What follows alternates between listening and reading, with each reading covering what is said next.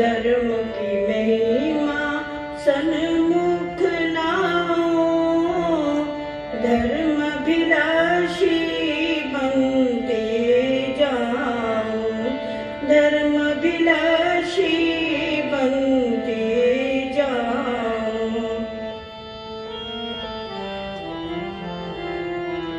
धर्म बिना सब पशुवत जीवन, पशु से अधिक नीच बन जाऊं, पशु से अधिक नीच बन जाऊं। धर्म की महिमा सन्मुख लाऊं, धर्माभिलाषी बनते जाऊं, धर्माभिलाषी बनते जाऊं।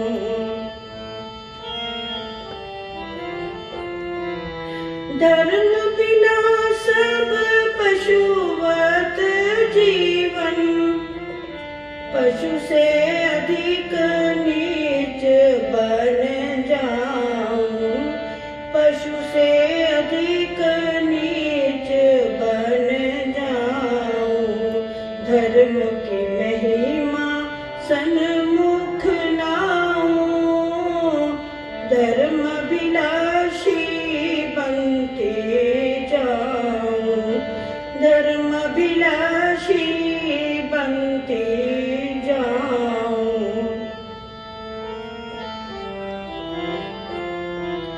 पाप जीवन और मोह जाल से, पाप जीवन और मोह जाल से, धर्म बिना नहीं मुक्ति पाऊं, धर्म बिना नहीं मुक्ति पाऊं। धर्म की महिमा सन्मुख लाऊं, धर्माभिलाषी बनते जाऊं, धर्माभिलाषी बनते जाऊं।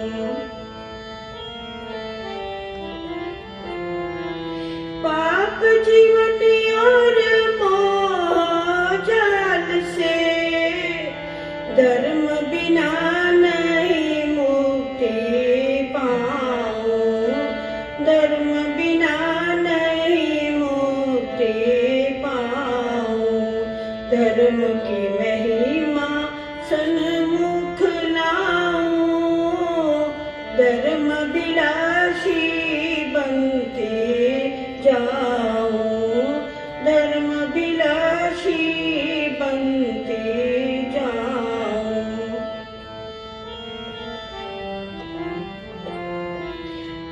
नीच गति और आत्म नाश से, नीच गति और आत्म नाश से, धर्म बिना नहीं रक्षा पाऊं, धर्म बिना नहीं रक्षा पाऊं। धर्म की महिमा सन्मुख लाऊं, धर्माभिलाषी बनते जाऊं, धर्माभिलाषी बनते जाऊं।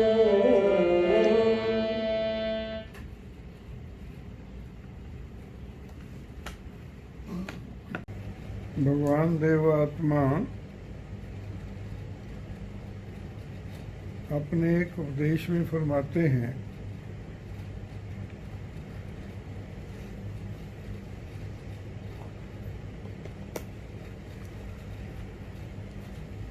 कि मनुष्य जगत ने अपने विनाश के सारे दरवाजे खोल दिए।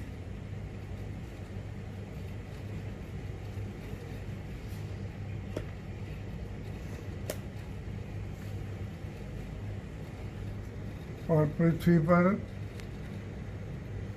हाहाकार मची हुई है। उस वक्त तो इतनी हाहाकार भी नहीं थी। आज का अगर दृश्य देवात्मा के सामने होता तो वो क्या शब्द इस्तेमाल करते वो वही जानते हैं।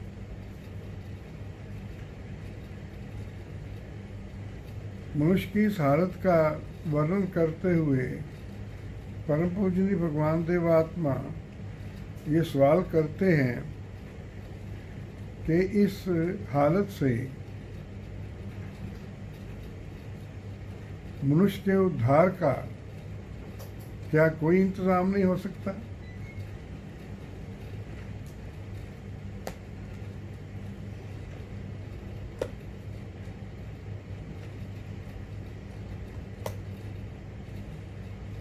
ये सवाल करते हुए परम पूजनीय भगवान देवात्मा जवाब देते हैं कि नेचर के अटल नियमों में,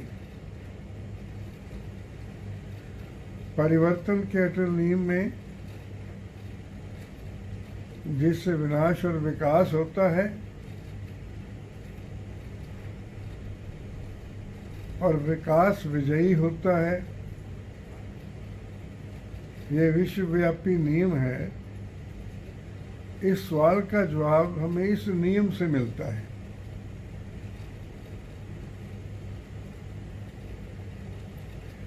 और इसी विकास के अटल नियम से देवात्मा को देव शक्तियां प्राप्त हुई हैं और उनको देव ज्योति और देव तेज मिला है। उससे अपना अद्वितीय जीवन पर धारण किया है उन्होंने, और इस अवस्था से मनुष्य जगत का उद्धार करके इसी पृथ्वी पर एक नया युग उत्पन्न करने के लिए देवात्मा का आविर्भाव हुआ है। मुझे परम पूजनीय भगवान देवात्मा फरमाते हैं, इन देव शक्तियों ने विकसित होकर सत्य और शुभ के अनुरागों ने, मिथ्या और शुभ से विराग के अनुरागों ने विकसित होकर मुझे उसी तरह हिलाना शुरू किया जिस तरह करोड़ों मनुष्यों और पशुओं को उनकी निम्न कोश वाली शक्तियां हिलाती रहती। जैसे मनुष्य को नीच शक्तियां हिलाती रहती हैं, उसी तरह मुझे मेरी देव शक्तियों ने निरंतर हिलाना शुरू किया। देवात्मा फरमाते हैं,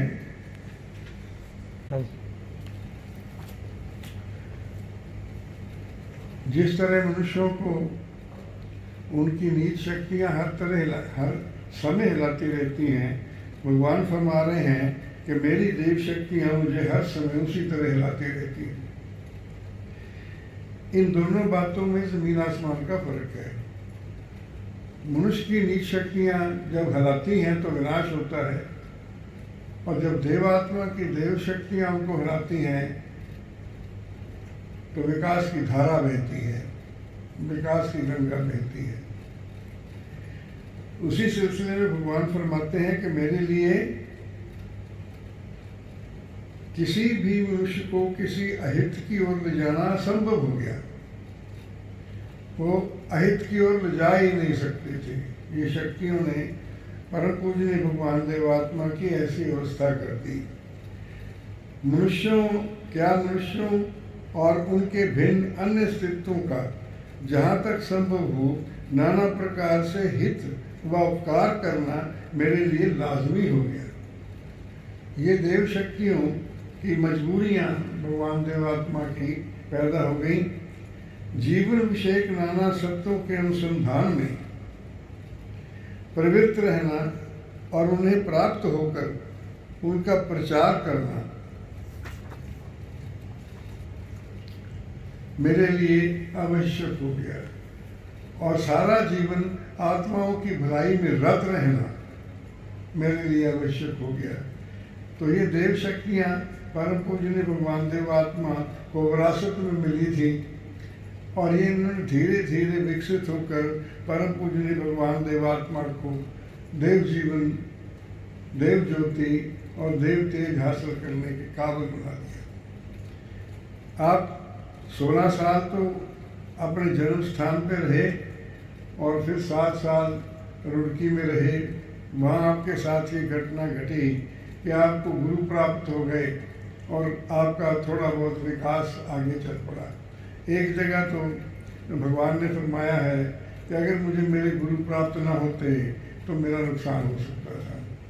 और फिर पूजनीय भगवान अपने प्रिंसिपल के कहने से लाहौर तशरीफ ले आए और लाहौर में आकर उनको कुछ ऐसा वातावरण मिला। ब्रह्म समाज उस वक्त काम कर रही थी, उसके कुछ नेता बहुत महान आत्मा थे। टैगोर साहब थे, राजा राम मोहन राय थे, श्री केसी सेन थे, ईश्वरचंद्र विद्यासागर थे। ये बड़ी महान हस्तियां हैं। नाम ले देना तो 1 मिनट में हो जाता है, लेकिन कितनी महान हस्तियां हैं इनका अंदाज़ा तो देव ज्योति में या सात्विक ज्योति में ही लग सकता है। तो जिन्होंने पूजनीय भगवान के जीवन व्रत की सभा करवाई, बाबू नवीन चंद्र जी राय, वो भी उस वक्त ब्रह्म समाज में थे। तो परम पूजनीय भगवान देवात्मा ने ब्रह्म समाज में प्रवेश किया। उस वक्त अपने भावों के नजदीक उसको सबसे ज़्यादा नज़दीक पाए। सातवां हित अनुराग के वो सबसे ज़्यादा निकट उनको नजर आई और उन्होंने ब्रह्म समाज में काम करना शुरू किया। वो उनके अंदर से तो देव ज्योति और देव तेज के बाण निकलते थे और आत्माओं को घायल करते थे और उनके उपदेशों से आत्माओं में परिवर्तन आना शुरू हुआ। उनको उन्नत करते गए ब्रह्म समाज में। आचार्य के पद पर जल्दी ही चले गए। जब परम पूजनीय भगवान देवात्मा का उपदेश होना होता था तो वहाँ मेला लग जाता था और जब दूसरे लोग उपदेश देते थे तो साधारण लोग थोड़े बहुत हाजिर होते थे उसमें। तो उन दिनों में जब अभी ब्रह्म जीवन व्रत की तैयारी हो रही है, उन दिनों में सरदार साहब जमीर सिंह जी ने परम पूजनीय भगवान देवात्मा के संबंध में जानकारी हासिल की। एक अखबार पढ़ा, उसी से ही बदल गए। भगवान देवात्मा फरमाते हैं कि नेचर में जैसे देवात्मा पैदा हुए हैं, ऐसे ही अधिकारी आत्मा भी पैदा हुए हैं। और अगरचे अधिकारी आत्मा बहुत थोड़े हैं, तो जब अधिकारी आत्मा देवात्मा का भाषण सुनते हैं या उनके दर्शन करते हैं या उनके ग्रंथों को पढ़ते हैं तो उनके जीवन में इनकलाब आ जाता है। तो जब पूजनीय भगवान वहाँ उपदेश देते थे तो सरदार जमीर सिंह जी परिवर्तित हो गए और उन्होंने देव समाज में एक इतिहास रचा। और उन्होंने सारे कुछ सालों बाद सारे परिवार को लेकर जब पूजनीय भगवान की सेवकी ग्रहण की तो उन्होंने फरमाया था, दीन दयाल परोसे तेरे सब परिवार चढ़ाया बेड़े। दीन दयाल परोसे तेरे सब परिवार। जब परम पूजनीय भगवान देवात्मा ने शरद श्रीमान देव सिंह जी के जरिए ये मैसेज दिया कि हम सरदार जी को याद करते रहते हैं क्योंकि उन्होंने किसी वक्त हमारी मुसीबत में सहायता की थी। ये अवस्था हासिल की उन्होंने कि परम पूजनीय भगवान देवात्मा उनके उपकार से मन करते हैं। तो उन्होंने उस वक्त फरमाया कि यके दाद भागे व बेतुषा न दादा जिबा कश दिगर भूषा। ये अरबी का शेर फरमा के कहने लगे कि एक आदमी था, उसके पास बहुत सारे गुरुओं के बगीचे थे, उनके पास एक नौकर भी था। उन्होंने एक नौकर को खुश होकर एक बगीचा ही दान कर दिया कि जाओ तुम अपना बगीचा बना लो। और वो तरक्की कर गया और वो जो था उसको कुछ ऐसे हालात बने कि उसका बाग था वो चल गया। तो एक दिन उसी नौकर के पास गया जिसको बगीचा दिया था एक, तो कहने लगा भाई थोड़े से अंगूर दे दो। तो उसने वो अंगूर देने से इनकार कर दिया। और श्रद्धे श्रीमान जमीर सिंह जी फरमाते हैं कि हम तो उन इंसानों में से, ये तो आपने हमें बना लिया और अभी जीवन व्रत धारण नहीं किया था। श्रीमान भाई अमर सिंह जी परम पूजनीय भगवान देवात्मा के भाषण को सुनकर कहते हैं कि मैं अपनी आत्मा को हलाक नहीं कर सकता। वो आत्मा, उनको आत्मा का रूप नजर आ गया ब्रह्म समाज के लेक्चरों से ही। और उन्होंने कहा मैं अपनी आत्मा को, और उनका नाम है मुल्ला, नाम है काजी, बहुत ही इल्मी, सब रबड़ी राजी। कोई ऐसा भजन गाया जा रहा था कहीं, तो उन्होंने परम पूज्य भगवान देव आत्मा के मिशन में जीवन भेंट करके इतिहास रच लिया। और उन्होंने कहा था 87 में कि झंडा सिंह चढ़िया 87, झंडा सिंह होया सन्यासी। झंडा सिंह ये मांगे दान, पहला उनका नाम झंडा सिंह था, भगवान देव आत्मा ने अमर सिंह रख दिया तो वो अमर हो गए। झंडा सिंह ये मांगे दान, अपने गुरु संग हो गए खोए प्राण, अपने गुरु संग खोए प्राण, उन्होंने साबित कर दिया। और जो सबसे ज्यादा ट्रस्टवर्दी थे पूजनीय भगवान के, जिनको पूजनीय भगवान फरमाते थे कि इनको हमसे कोई छीन नहीं सकता, उनमें एक सरदार भाई अमर सिंह जी थे। तो ये अभी जीवन पर धारण किया नहीं है पूजनीय भगवान ने। और उन्होंने एक जगह लिखा है, पोथी पढ़ जगमुआ पंडित भया न कोई। ऐसी रोशनी चमकती है, पोथी पढ़ जगमुआ पंडित भया न कोई, 2.5 अक्षर प्रेम के पढ़े सो पंडित हुए। और वो 2.5 अक्षर परम पूजनीय भगवान देव आत्मा के साथ संबंध के उन्होंने पढ़ लिए। तो ये अभी तक जीवन पर धारण नहीं किया। ये मैं बता रहा हूँ कि परम पूजनीय भगवान देव आत्मा ने जीवन व्रत क्यों धारण किया। तो आगे श्रीमान स्वामी जी हैं, वो उनकी तो बहुत हानि पुरुषों का इतिहास है देव समाज में। उन्होंने फरमाया, गोविंद दास कहे हाथ पसारे, गोविंद दास कहे हाथ पसारे, हारे सभी, सब कुछ हारे पर धर्म ना हारे कभी भी। तो ऐसे आत्मा पैदा किए उन्होंने, इतिहास रचा। ये अभी पूजनीय भगवान ब्रह्म मंदिर में काम करते हैं। भाई अतर सिंह जी बाद में फरिश्ता तहसीलदार बने और परम पूजनीय भगवान देवात्मा के मिशन में उन्होंने इतिहास कायम किया। और वही थे फरिश्ता तहसीलदार कि जिन्होंने ये अमर घटना रची थी। एक दिन तहसील से जब आए तो अपनी धर्मपत्नी ने उनसे कहा, जब माता पिता संतान के दिन चल रहे थे कि गर्म पानी लाओ, चिरंजी लाओ, तौलिया लाओ, और आज हम अपनी माता जी के पाँव गर्म पानी से खुद धोएंगे। और अपनी सफ़ेद पगड़ी उतार कर अपनी माता जी के पाँव पूछे थे, कहाँ ऐसी मिसाल मिलती है। तो ये भाई अतर सिंह जी थे। फिर दीनानाथ जी बाली ने पूजनीय भगवान के उपदेश सुने या पूजनीय भगवान के बारे में सुना, तो कहाँ रावलपिंडी से दूर दराज से छोड़कर वहाँ लाहौर आ गए पूजनीय भगवान के श्री चरणों में। और फिर एक और इतिहास होता। और सबसे महत्वपूर्ण श्रद्धा कुमारी प्रेम देवी जी अभी जीवन पर धारण ने किया। परम पूजनीय भगवान देवात्मा ने देव गुरु के प्रेम को पाकर निर्भय हूँ मैं, निर्भय हूँ, ये भजन बनाया। उनकी सेवा में आकर निर्भय हूँ मैं, निर्भय हूँ, पापी बंधन कट गए मेरे, निर्भय हूँ मैं, निर्भय हूँ। ऐसा इतिहास रचा। ये तो कठोरता इतनी है आत्माओं में कि ऐसे आत्मा की उनको महिमा दिखाई नहीं देती कि जिनको परम पूजनीय भगवान देवात्मा नंगे पांव शमशान सम्मान देने के लिए गए थे।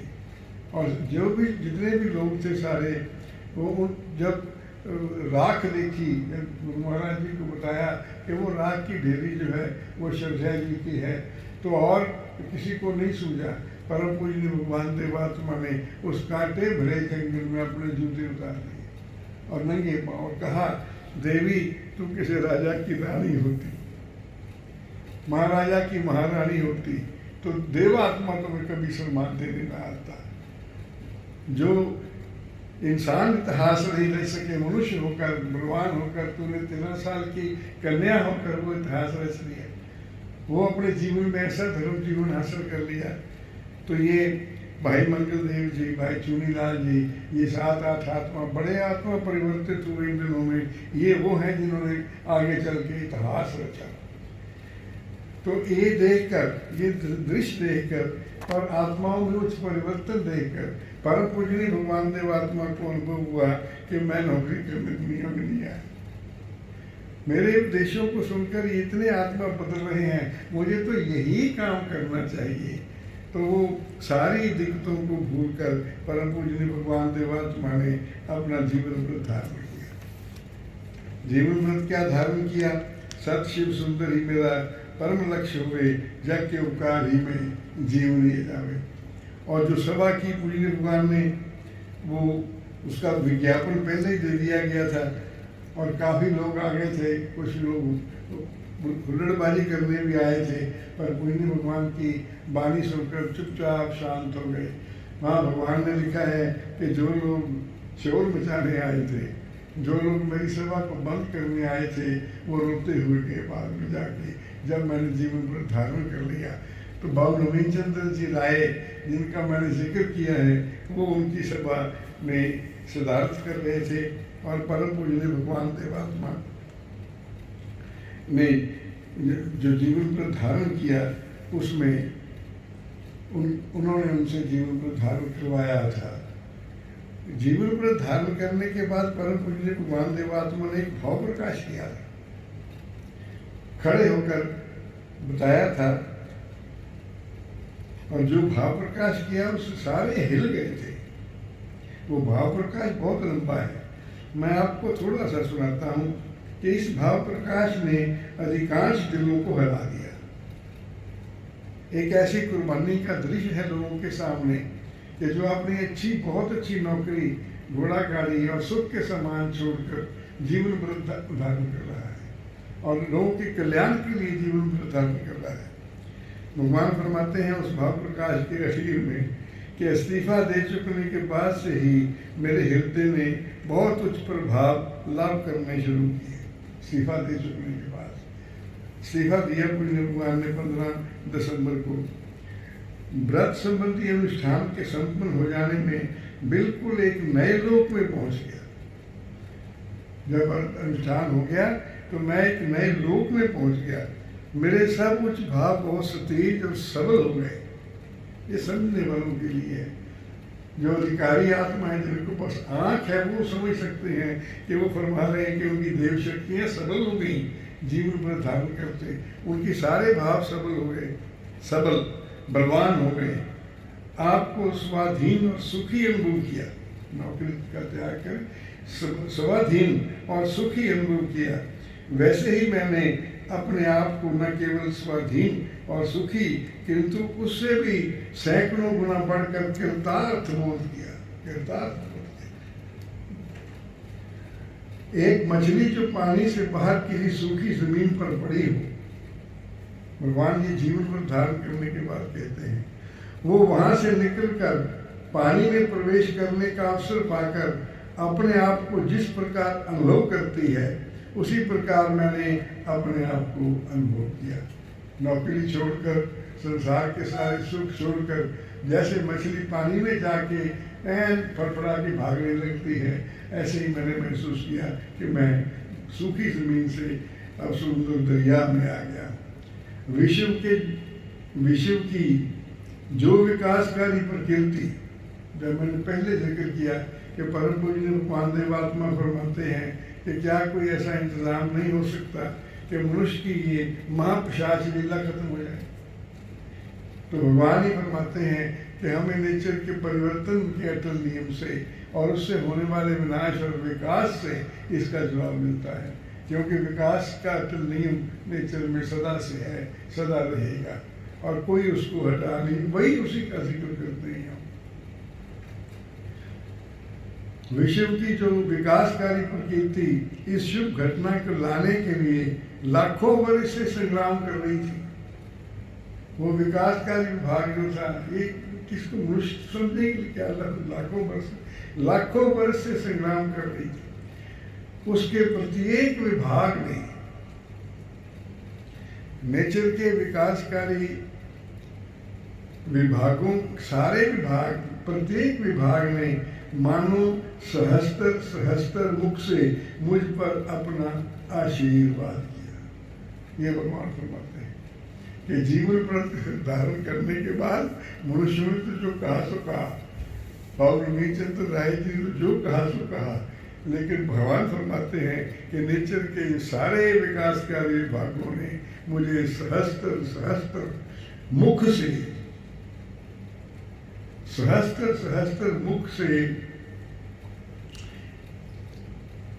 मुझ पर सहस्त्र मुख से मुझ पर अपना आशीर्वाद किया। तो जो जीवन व्रत नेचर के विकासकारी भाग के आशीर्वाद से शुरू हुआ है वो सफल तो होना ही था। लेकिन पूरी भगवान ने कई जगह ये कहा है कि मुझे क्यों इस मुसीबत में डाल दिया गया कि मैं इतने दुखों में से गुजर गया हूँ। तो नेचर की गायबी आवाज़ का जिक्र करते हुए भगवान फरमाते हैं कि विकासकारी विभाग ने तुम पर यही ड्यूटी लगाई है कि तुम हर किस्म की कुर्बानी करके अपने मिशन को पूरा करो। आशीर्वाद किया, और इस गुप्त परंतु महान आशीर्वाद को पाकर भगवान देवात्मा महसूस करते हैं कि कोई नेचर के विकास का विभाग भी है और वो सारे मुझे आशीर्वाद दे रहे हैं। पाकर मेरा हृदय धन धन होकर उछलने लगा, ये लिखे। और मैं आपको एक बात बताना चाहता हूँ कि परम पूजनीय भगवान देवात्मा सप्तमराग जी हैं। उनके अंदर सप्तमराग के 8 अंग विकसित हुए।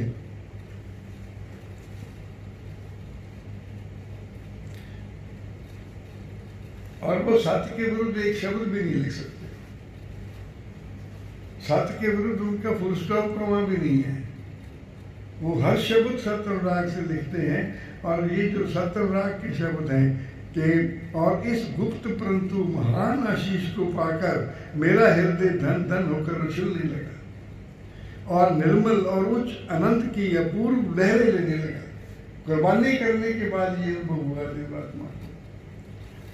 मैंने अनुभव किया कि अब मेरे जन्म लेने का महान उद्देश्य एक सीमा तक सफल हो गया।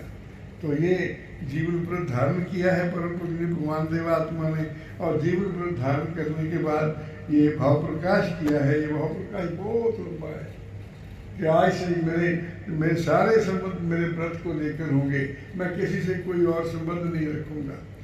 तो इसके बाद परम पूजनीय भगवान देवात्मा ने जीवन व्रत धारण करने के बाद सारे हिंदुस्तान में प्रचार का काम शुरू किया। जैसे पूजनीय भगवान ने लिखा है कि हितम राग मुझे जैसे लोगों को नीचम राग हिलाते हैं, मुझे मेरे हितम रागों ने हिलाया, हर समय हिलाते हैं, और मैं हितम राग की गतियाँ करने के लिए अपने आप को मजबूर पाता हूँ। और जीवन व्रत धारण करने के बाद उन्होंने जगह जगह उपदेश देने शुरू किए। और शुरू काल के 2 उपदेशों का मैं जिक्र करता हूँ कि भगवान देवात्मा ने क्या कहा। वो पता उससे परिचय मिलेगा कि देव जीवन का विकास किस तरह से हो रहा है। महाराजा नाभा ने परम पूजनीय भगवान देवात्मा को अपने उस इलाके में इनवाइट किया और उनको बहुत स्पेशल ट्रीटमेंट दिया। और वहाँ कई दिन ठहर के पूजनीय भगवान ने उपदेश दिए, और उसमें सैकड़ों हजारों के करीब आदमी शामिल होते थे और बड़ा अजीब किस्म के उपदेश होते थे। और उनके लास्ट डे जब परम पूजनीय भगवान देवात्मा ने विदा लेनी थी तो उन्होंने सब ने एक एड्रेस इंग्लिश में पेश किया। ये 1885 की बात है। एड्रेस इंग्लिश में पेश किया और उसका हिंदी तर्जुमा ये है कि हमारे ज़माना हाल के पेशवा, ये लोग कह रहे हैं कि हमारे ज़माना हाल के पेशवा आपका यहाँ आना तशरीफ लाना मुबारक हो। ये पूजनीय भगवान ने हमारे मेहरबान हम में क्या ताकत है, हम में क्या ताकत है कि आपका शुक्रिया अदा कर सके। वो पढ़े लिखे लोग थे, वहाँ कॉलेज भी था, वहाँ स्कूल भी थे, वहाँ लोग आते थे बहुत। और जब उनको विदाई एड्रेस पेश किया तो ये हमारे अंदर क्या ताकत है कि हम आपका शुक्रिया अदा कर सकें।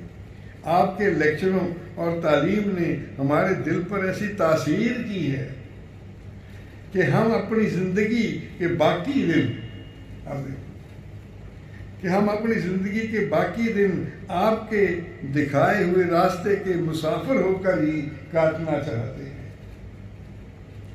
आपके आने से पहले एक लाइन बड़ी ही कमाल की है इसमें। सारा ही एड्रेस ही कमाल का है।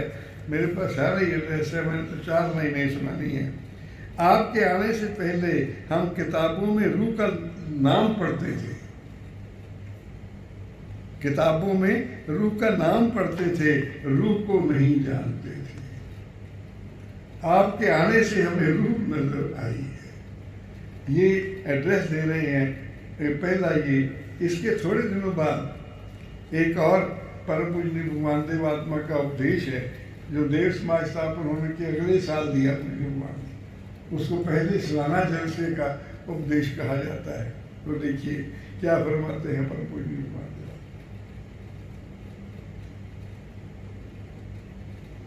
नेचर ने हमें ऐसी बादशाहत का बादशाह बनाकर स्वर्गीय ताज बनाया है। विकासकारी विभाग की बादशाहत क्या है नेचर की? वो स्वर्गीय विकासकारी विभाग है, वो नेचर की बादशाहत है। नेचर ने हमें ऐसी बादशाहत का बादशाह बनाकर स्वर्गीय ताज पहनाया है। मेरे भाइयों, ये ताज हमने खुद अपने सिर पर नहीं रखा, नेचर ने हमारे सर पर ये ताज रखा है, सत और हितन लाख। मेरे भाइयों, तुम जो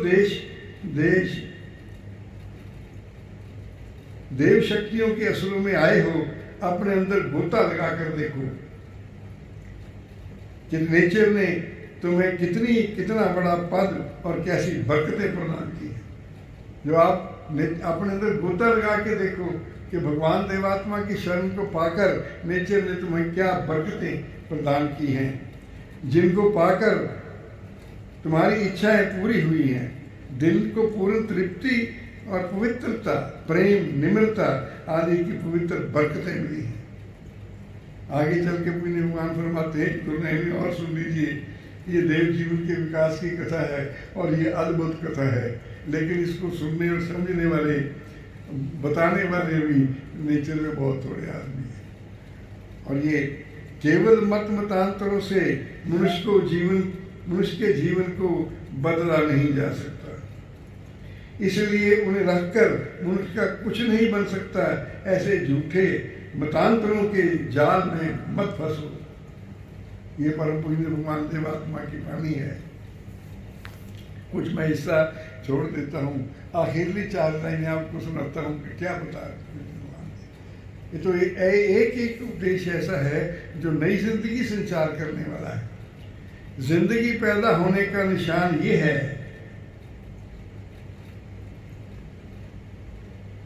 जिंदगी पैदा होने का निशान ये है कि इंसान के अंदर कशमकश पैदा हो,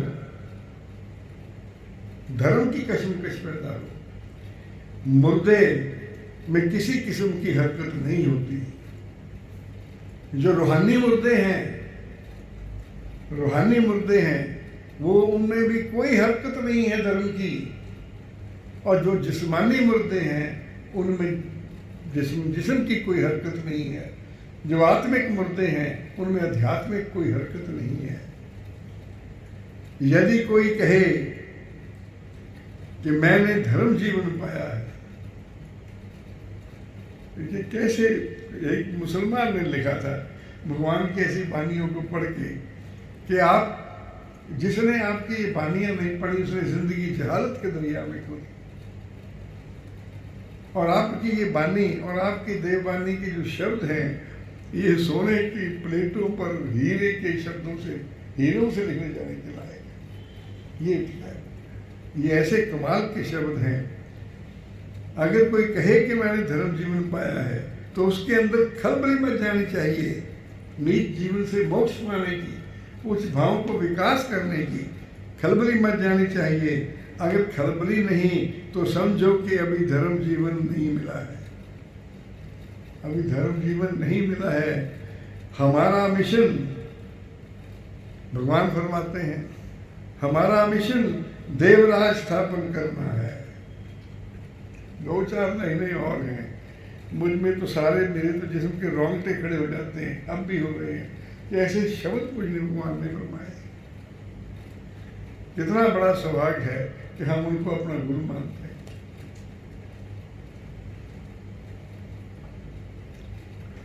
तो समझना चाहिए कि अभी धर्म जीवन नहीं मिला। हमारा मिशन देवराज स्थापन करना है, पापों का नाश करके देवराज स्थापन करना है। और इस मिशन के लिए हमें मुर्दा किताबें या मुर्दा इंसान नहीं चाहिए।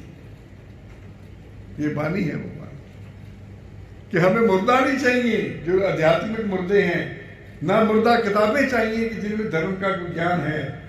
हमें देवराज स्थापन करना है और इस मिशन के लिए हम मुर्दा किताबें या मुर्दा इंसानों के पास नहीं जाएंगे। आप लोग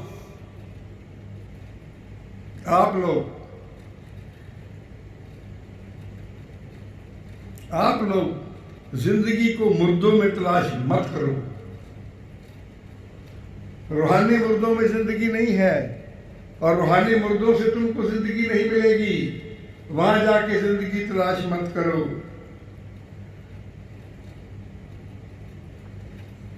जिंदगी से जिंदगी पैदा होती है।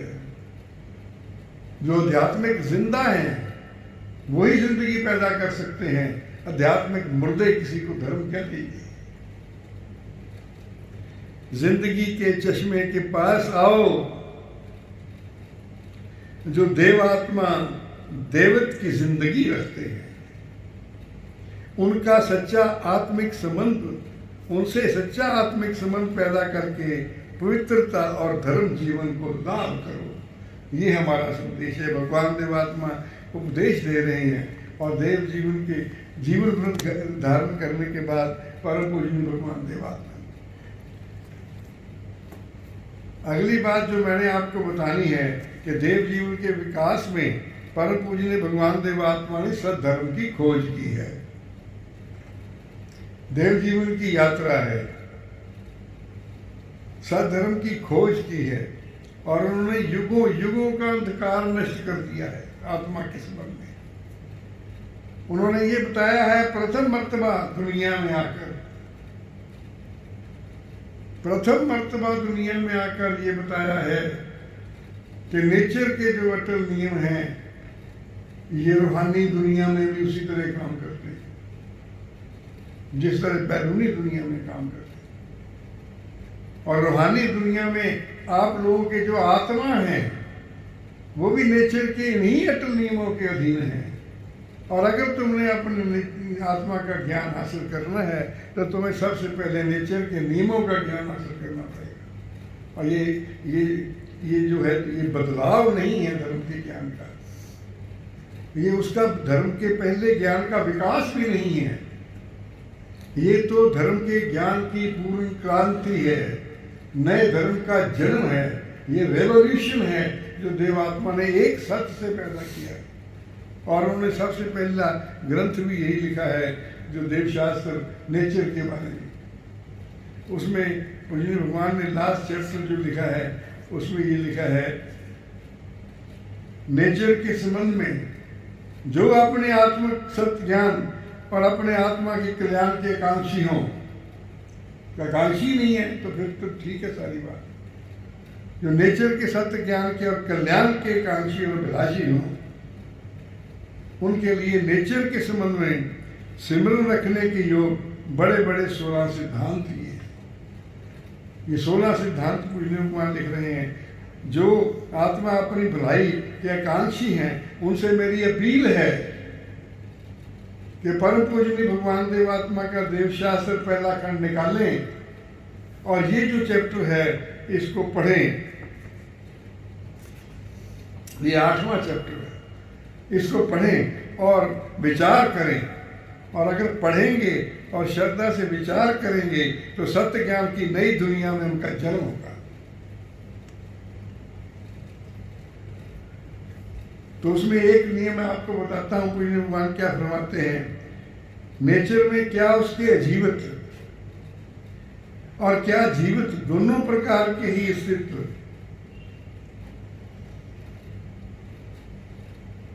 पतनकारी गतियों में पड़कर बिगड़ते व पतित होते हैं। और यदि वे लगातार उसी पतन के कर्म में पड़े रहें तो फिर वह एक दिन अपने पृथक सब गुणों और सब आकारों को खो बैठेंगे। अगर पतन में बढ़ते रहे तो सब खो बैठेंगे और अपने व्यक्तिगत गुणों और अपने व्यक्तिगत अस्तित्व को भी खो बैठेंगे और उनका पूर्ण विनाश हो जाएगा। तो यहाँ से ये 11वां है। इसके बाद भगवान ने ये 16 सत सिद्धांत दिए हैं। तो नेचर के इन सिद्धांतों का जिनको इल्म होगा वो आत्मा की ज्ञान की दुनिया में आगे बढ़ सकेंगे। और परम पूजनीय भगवान देवात्मा के इस सत्य ज्ञान के बारे में कनल जी ने लिखा है,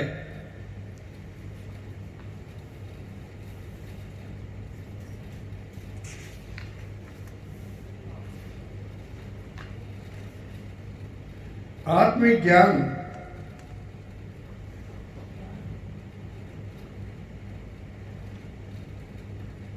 आत्मिक ज्ञान के सतयुग का आरंभ और विकास। आत्मिक ज्ञान के सतयुग का आरंभ भगवान देवात्मा की आत्मा के बारे में शिक्षा से आत्मिक सत्य ज्ञान के सतयुग का आरंभ हो चुका है। और बड़े सौभाग्यवान है वो आत्मा जिनको इसमें प्रवेश करने का मौका मिलता है, जिनको इस रोशनी में आने का मौका मिलता है। और आगे चल के थोड़ी सी लाइनें कनल जी की सुनाता हूँ, फिर आगे चलेंगे। किसी भी मजहब ने ये शिक्षा नहीं दी कि औरों की हानि में तुम्हारी आत्मिक हानि है। औरों की हानि में तुम्हारी आत्मिक हानि है और औरों के हित में तुम्हारा आत्मिक हित है। बिगाड़ोगे तो बिगड़ोगे, बनाओगे तो बनोगे। किसी मिथ्या मजहब ने मनुष्य को ये नहीं सिखाया कि नीच सुख रागों से परिचालित होकर तुम अगर नेचर के किसी अस्तित्व के संबंध में हानिकारक बनोगे तो तुम्हारा आत्मा पतित होगा, और अगर लगातार हानिकारक बनते रहे तो तुम्हारी जीवनी शक्ति का बल एक दिन पूर्णतः नष्ट हो जाएगा और तुम्हारा अस्तित्व खत्म हो जाएगा। किसी ने ये शिक्षा नहीं दी। और फिर लिखते हैं आखिर में, ये महाश्रेष्ठ सत शिक्षा भगवान देवात्मा ने दी। किसी ने ये शिक्षा नहीं दी। भगवान देवात्मा ने ही नीच सुख रागों का भयानक रूप दिखाया है और नीच चिंताओं नीच क्रियाओं का मृत्युदायक रूप दिखाया है। नीच चिंताओं में आत्मा की मृत्यु है, ये भगवान ने दिखाया है। और परोपकार विषेक उच्च और सात्विक भावों का जीवनदायक रूप दिखाया है। सात्विक भाव से मनुष्य का कैसे कल्याण होता है, ये रूप भगवान देवात्मा ने दिखाया है। इस प्रकार की आत्मिक सत शिक्षा देकर आत्मिक ज्ञान का सतयुग स्थापन कर दिया है देवा। आत्मिक ज्ञान का सतयुग स्थापन कर दिया है। भगवान देवात्मा की इस अद्वितीय कृपा का, भगवान देवात्मा की इस अद्वितीय कृपा का मनुष्य मात्र को पता ही नहीं है। अभी कनल जी लिख रहे, बहुत कमाल की किताब लिखी है और इसका नाम है देवात्मा के देव रूप के दर्शन। शुरू से लेकर लिखा है। भगवान के शुरू करते हैं, भगवान को किसने कहा रुड़की से तुम अकबरपुर से तुम रुड़की आ जाओ। भगवान को किसने कहा कि आपके गुरु का देहांत हो गया है तो कहीं और जाके देखो जहाँ तुम्हारे आत्मा का विकास हो जाए। भगवान को किसने कहा कि ब्रह्म समाज में प्रवेश होकर तुम अपने लेक्चर देने शुरू करो। भगवान को किसने कहा कि तुम अपना जीवन व्रत धारण करो। भगवान को किसने कहा कि सद्धर्म की खोज करो। और भगवान को किसने कहा कि आत्मिक आत्माओं की भलाई के लिए अपना जीवन कुर्बान कर दो। किसने कहा? भगवान देवात्मा की देव शक्तियों ने। उनकी देव शक्तियाँ उसी तरह उनको हराती हैं जिस तरह मनुष्य को नीच जीवन के लिए उसकी नीच शक्तियाँ हराती हैं। देव रूप का दर्शन करने के लिए इसमें ये कि मनुष्य मात्र को भी पता ही नहीं। मैं ये महसूस करता हूँ कि मनुष्य मात्र अपने कल्याण से अपने कल्याण और अपने उद्धार से और इस पृथ्वी पर सतयुग से, बाहरी सतयुग से, रूहानी सतयुग से उतना ही दूर है जितना भगवान देवात्मा की शिक्षा से दूर है। ये उतना ही दूर है। जब मनुष्य मात्र इस शिक्षा को अपना लेगा कि बिगाड़ोगे तो बिगड़ोगे, बनाओगे तो संवरोगे। अगर किसी की हानि हुई तो तुम्हारे आत्मा की हानि पहले होगी। जब इसको अडॉप्ट कर लेंगे तो न बाउंड्री के झगड़े होंगे, न दूसरों पर हमले होंगे, न करप्शन होगी, और न हथियार होंगे, न एटम बम होंगे, न पुलिस होगी, न कचहरियाँ। ये आत्मा के ज्ञान से, ये सतयुग आत्मा के ज्ञान से होगा। और होगा तब जब मानव इस शिक्षा को मान लेंगे, कबूल कर लेंगे और शिक्षा ये अडॉप्ट कर लेंगे, तो उतने ही दूर है मनुष्य का कल्याण जितनी दूर वो शिक्षा से दूर है। वो डिस्टेंस उसका उतना ही है। तो आगे चल के परम पूज्य ने भगवान देवात्मा की शिक्षा से और परम पूज्य ने भगवान देवात्मा के प्रभावों से मनुष्यों में कैसे परिवर्तन आते हैं उसके बारे में खुद पूज्य भगवान फरमाते हैं। फिर उन्होंने अपने सामाजिक जनों के जीवन की, ये महोत्सव का लेक्चर है पूज्य भगवान का, और वो लेक्चर दे रहे हैं। फिर उन्होंने अपने सामाजिक जनों के जीवनों की विभिन्न हालतों का बयान किया और खुरदरे और नकीले पत्थर के टुकड़े को दिखाकर बताया। देखा पत्थर का कुन्ना, बड़े पत्थर पड़े जिनके कई कुन्ने हैं, उसको दिखाकर बताया, फरमाया कि देव प्रभावों से उनकी वह नोकें पहले जड़ जाती हैं। जो पत्थर की नोकें होती हैं वो देव प्रभावों से पहले नोकें झड़ जाती हैं और वह बदल कर अब साफ और गोल पत्थर बन जाते हैं जो हानि नहीं करते। फिर भगवान ने एक साधारण शीशे के टुकड़े को दिखा कर बताया कि उनके सेवकों में से कितने ही जन इसके मानव बन गए हैं और शीशे की मानव बन गए हैं, और जिनके भीतर देवात्मा की देव ज्योति किरणें दाखिल हुई हैं, परंतु वहाँ अभी एकत्रित नहीं हुई। शीशे से वो ज्योति बाहर चली गई है, वो कंटेन नहीं कर सके। ये आगे उनकी है। फिर एक आतशी शीशा, कन्वेक्स लेंस, भगवान देवात्मा ने वहाँ कन्वेक्स लेंस का शब्द इस्तेमाल किया है।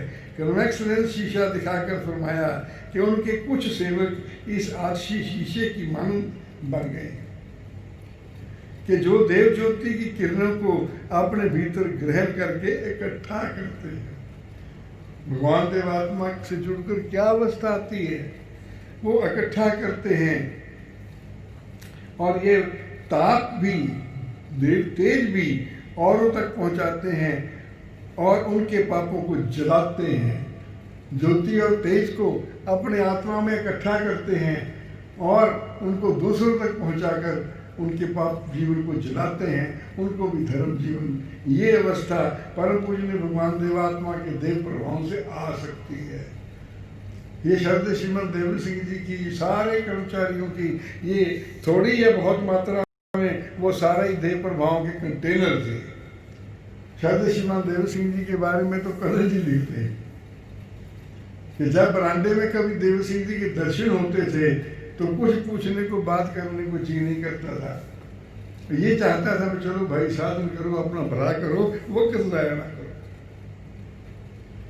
और वो फरमाया करते थे कि कहने को तो देव सिंह जी के सिर पे कोई ताज नहीं है, कहने को तो देव सिंह जी के सर पे कोई ताज नहीं है, ताज नहीं था। बाद में भी स्वभाव में कहते थे, पर कोई ऐसा दिल नहीं है, दिल नहीं था जिन पर उनका राज नहीं था। आज भी मेरे दिल पर देव सिंह जी का राज। वो कहते हैं मैं मुर्दा था, जिंदा हो गया, मैं लंगड़ा था, मैं चलने लग गया, मैं बहरा था, मैं सुनने लग गया, मैं मुर्दा था, मेरी जिंदगी बन गई। मुझे चारों तरफ अब अपने लिए हितकर सामान नजर आते हैं, चारों तरफ मैं अपना और औरों का हित करता रहता हूँ, ये उन्होंने फरमाया था। तो ये जो 1907 का मैंने जिक्र किया, ये जो मैंने आत्मकथा में से आपको पढ़ के सुनाया अपनी देव शक्तियों के बारे में, पूज्य भगवान ने जो जीवन व्रत धारण किया वो 1907 25 साल अपना जीवन व्रत पूरा होने के बाद, और महोत्सव की सभा में परम पूज्य ने भगवान देवात्मा खुद नहीं आ सके।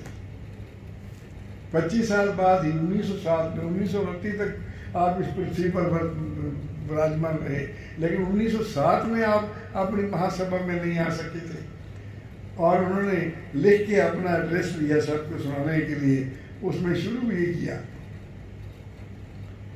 कि आज मेरे जीवन व्रत के 25 साल और मेरे जीवन के 50 साल, मेरे जीवन के 50 साल और मेरे व्रत के 25 साल पूरे होते हैं।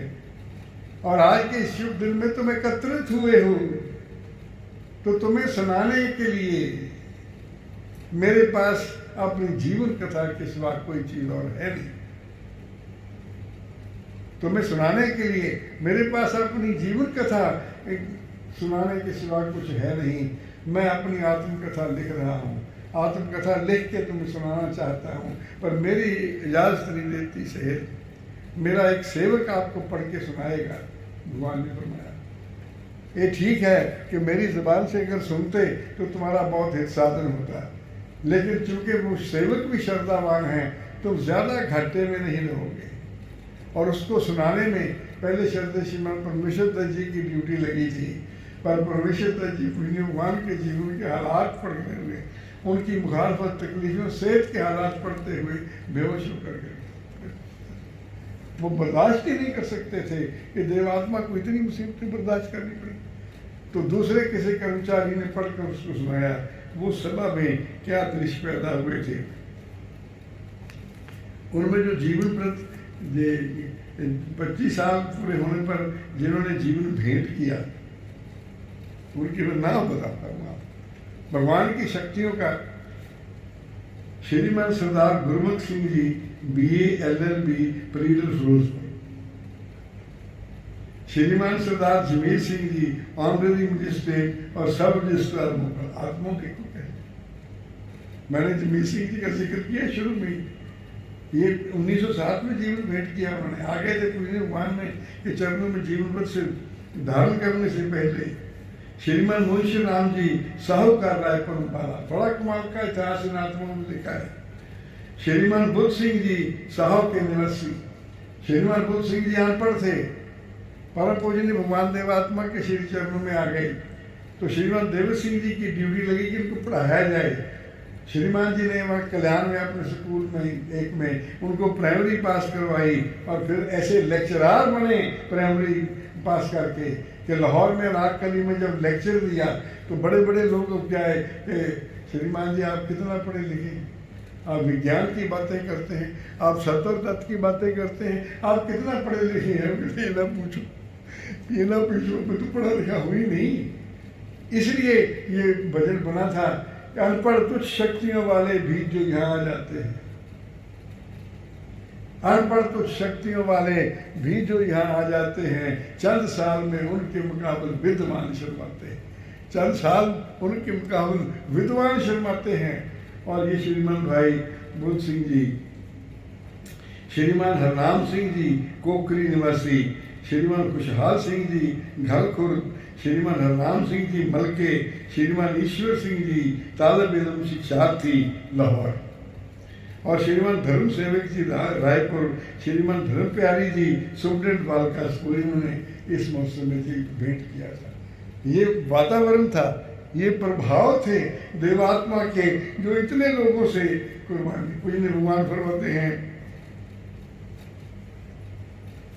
अजब दृश्य है, भगवान फरमाते हैं अजब दृश्य है कि एक तरफ गुरमुख सिंह जीवन भेंट कर रहे हैं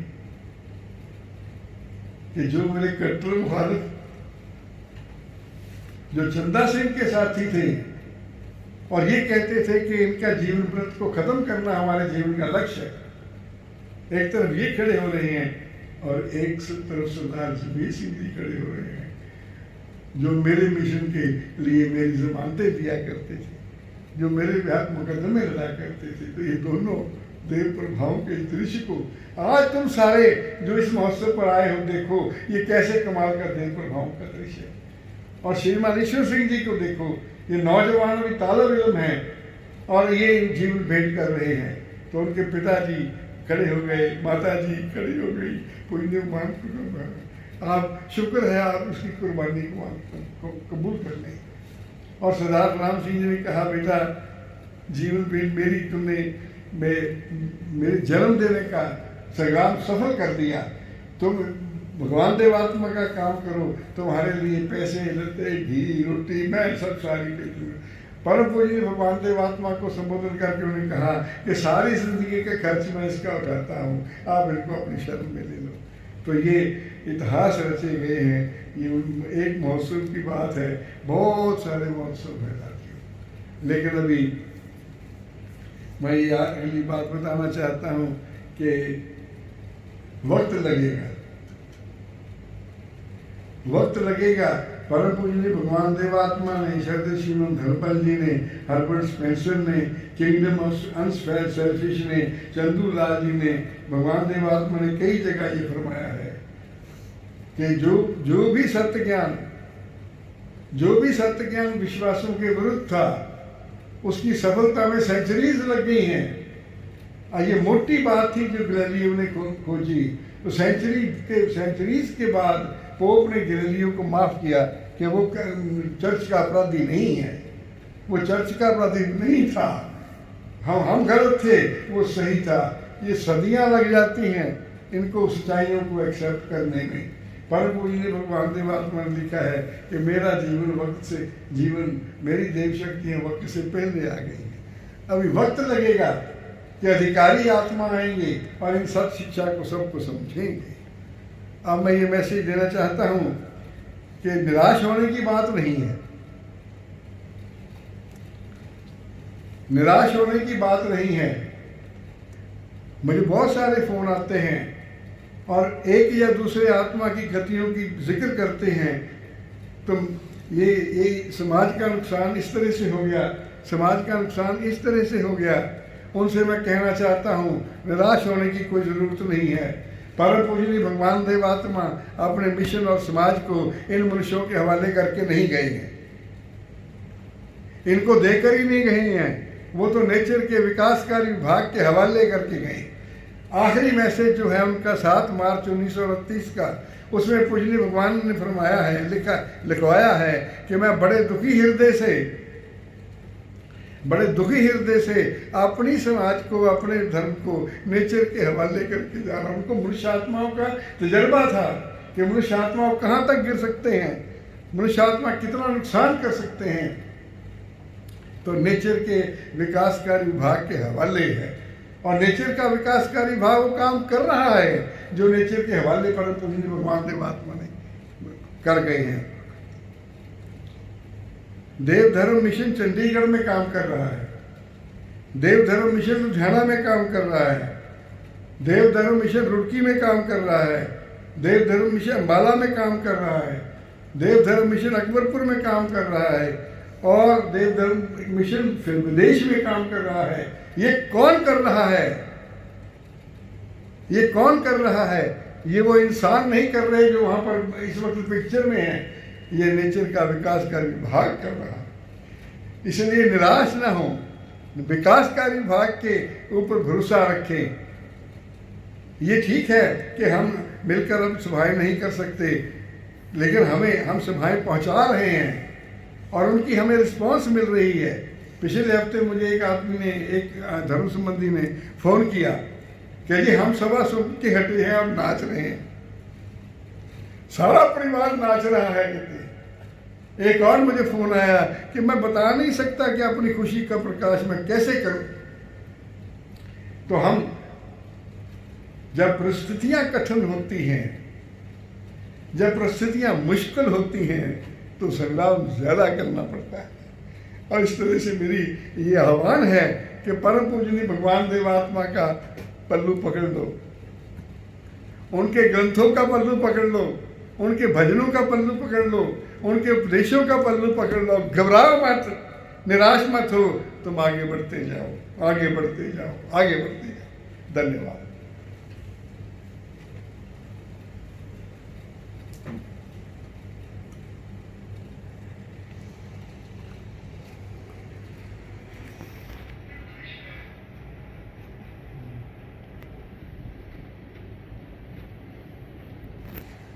भगवान देव आत्मा की जय।